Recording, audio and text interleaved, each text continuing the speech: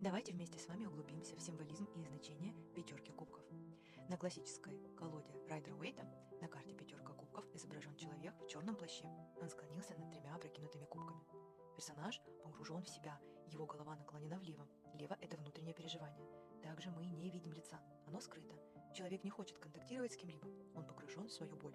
Не всегда, кстати, это истинная трагедия. В некоторых случаях это попытка получить внимание путем драматизма.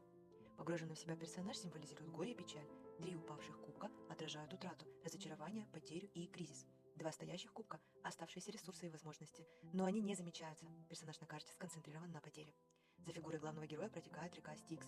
Она символизирует границу между прошлым, которое разочаровало и приносило боль, и будущим, его возможностями. Мост через реку – символ перехода от прошлого к будущему. Замок на другом берегу – это символ безопасности. Все не так плохо, как кажется на первый взгляд. Нужно только отпустить прошлое, а точнее перестать концентрироваться на нем. Жидкость в пролитых кубках имеет два цвета.